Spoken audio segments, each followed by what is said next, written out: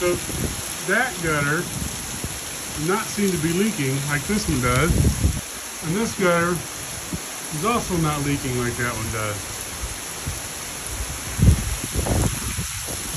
This one's leaking like a sieve.